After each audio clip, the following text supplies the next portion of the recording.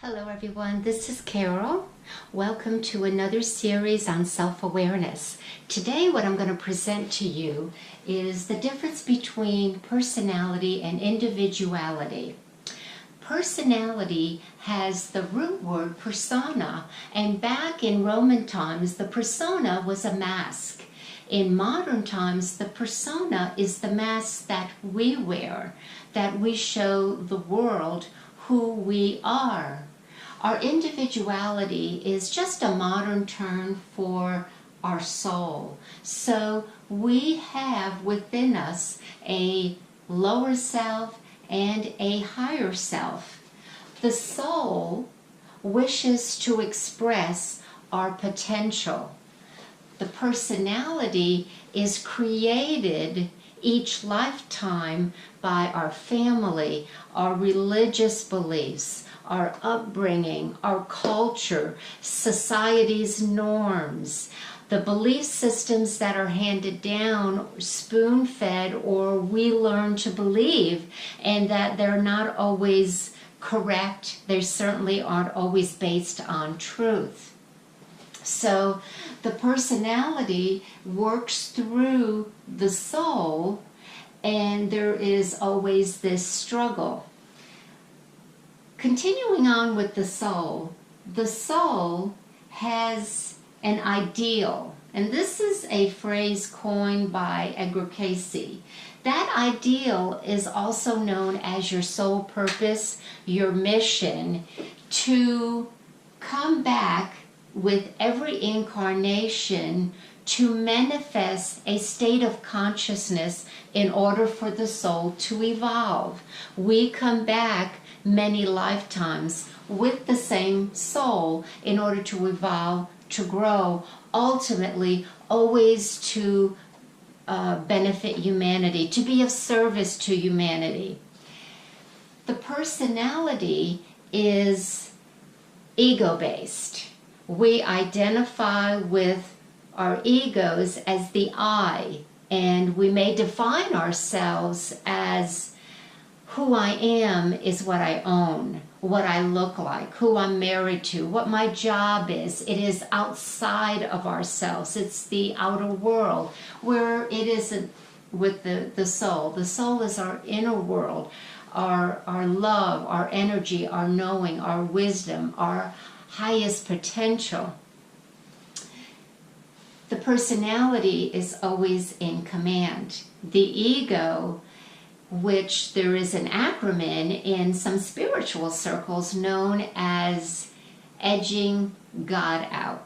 Ego is edging God out. That's the acronym. Now, some people have an issue with using the word God, so I have incorporated edging good out, because any way you look at it, the ego does not want the goodness, the potential, the higher quality of the soul to preside.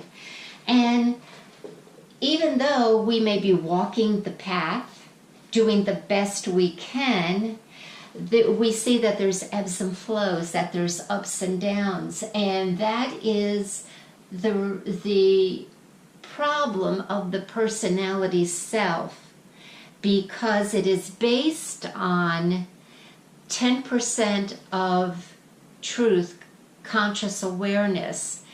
The other 90% is definitely memories, unconscious memories known as shadows that come up and express themselves through our personality in an adverse way, that no matter how much we pray or we have affirmations, unless we deal with those disowned parts of ourselves that may have been brought down generation through our parents or the country we lived in or our religious beliefs, until we honor them, bring them to light, and integrate them into our higher self, we continuously to have disenchantment problems, whether they are seen in relationships, they are seen financially, they are sometimes brought out in health issues, a feeling of depression. All of that has to do with that personality self that we have not identified with, known as the shadow. Now, we become aware of this inside of us when our individuality sees our duality. Do you see how the word is in the word as well as divine? But once we identify with our duality, it is then that we initiate our will. Now, we are born with free will, and we have our physical, mental will. But when we take our will and say, I want you to help me differentiate between my personality self and my higher soul self, in order for me to take those aspects of myself and create them outwardly, then we have more of a chance. Because it's very hard when we want to manifest.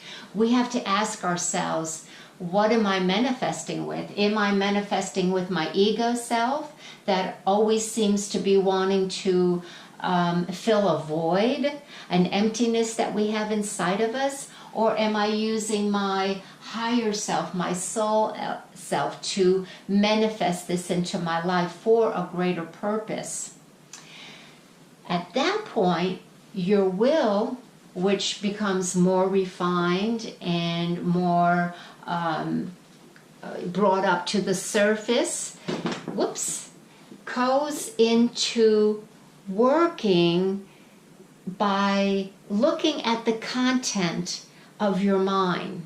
You willfully look at your mind, its thought process, put it in a form where you become identified with, okay, I was thinking this and I reacted that way, and I do not want to do that anymore. So you use your willpower, if you will, which is really a form of outer power, and that's wonderful for having willpower to go on a diet or to sit down and study and get through a course or learn something. That is willpower. But willpower is not sustainable, as we well know. We might have it for a week and then we lose it for 20 days. What we want is the spiritual discipline that gives us access to what the magician shows, which is divine will.